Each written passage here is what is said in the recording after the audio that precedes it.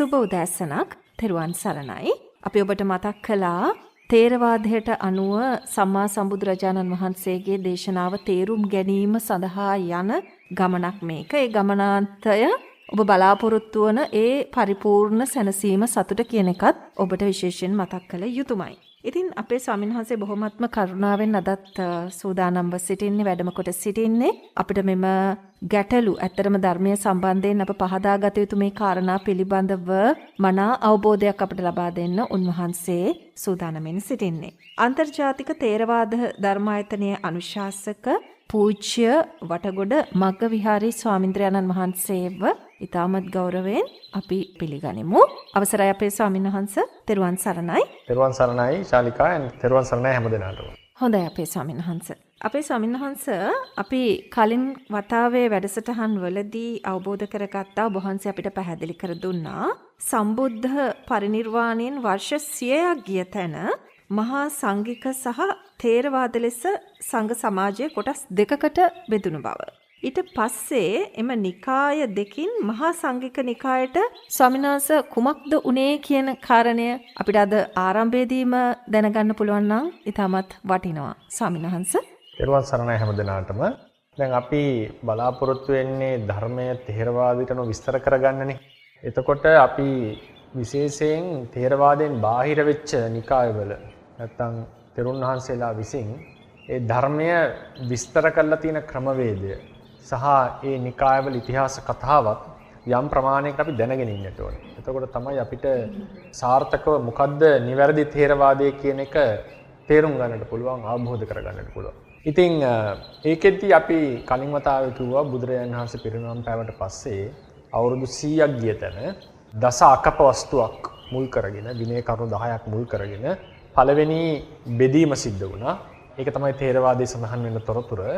සමහර නිකායවල දස අකප වස්තුවට අමතරව මහාදේව කියන ස්ථවිරයන් වහන්සේගේ කරුණු 5ක් රහතන් වහන්සේලා සම්බන්ධයෙන් තියෙන කරුණු 5ක් මුල් කරගෙන මේ බෙදීම ප්‍රධාන වශයෙන් ඇති වුණා කියලා දක්වලා තියෙනවා. සමහර පොත්වල මේ දස අකප වස්තුවයි මහාදේව ස්ථවිරයන් වහන්සේගේ කරුණු 5යි කියන දෙකම හේතු වුණා මේ බෙදීමට කියලා දක්වලා තියෙනවා.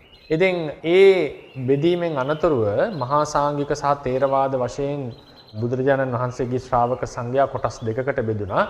මේ මහා ථේරවාදීන් දෙවනි ධර්ම සංගායනාව සිද්ධ කරා භික්ෂුන් වහන්සේලා 709කගේ ප්‍රධානත්වයෙන්. මහා සාංඝිකයන් තව ප්‍රදේශයකට ගිහිල්ලා භික්ෂුන් වහන්සේලා 10000කගේ සහභාගීත්වයෙන් මහා සංගීතයක් පැවැත්වුවා.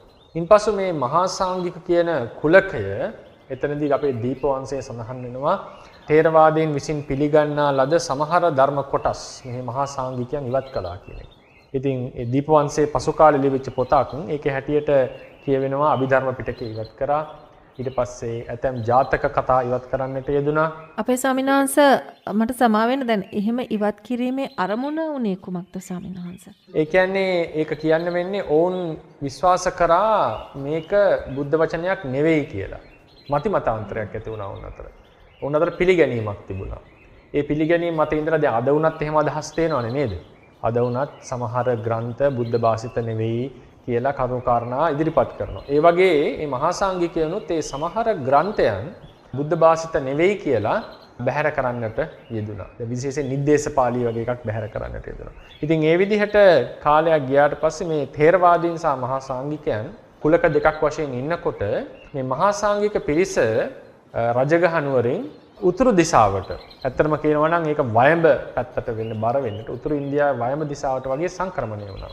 ඉතින් අද කාලේ වගේ ගමනාගමන පහසුකම් තියෙන එකක් නෙවෙයිනේ. දැන් අපිට අද නම් පැය ගාණින් ඉන්දියාවට ගිහිල්ලා එන්නට පුළුවන්. නමුත් එහෙම නෙවෙයි ඒ කාලේ යම් ප්‍රදේශයකට ගියා කියලා කියන්නේ.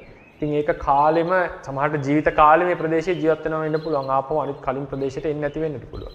මොකද එහෙම ගමනාගමන පහසුකම් තිබුණ නැහැ. සහ ඒ වගේම සතුන් යෙදූ රටවල භික්ෂුන් වහන්සේලාට ගමන් කරන්නටත් බෑ. ඉතින් ඒ නිසා ඒ කාලේදී යන්නට තියෙන්නේ පයින්මයි. ඉතින් ඒ වගේ වයම දිකට ගියා වූ මේ මහා සංඝිකයන් නැවත කොටස් තුනකට බෙදුණා. මොනවද මේ කොටස් තුන? ඒක ව්‍යවහාරික කෞකුටික. අපේ පොත්වල තියෙනවා ගෝකුලික කියලා. සමහර ඒ බෞද්ධ නිකායවල පොත්වල තියෙනවා කෞකුටික කියලා. ගෝකුලික, කෞකුටික මේ දෙකම අපි එක තැනකින් අරගමු.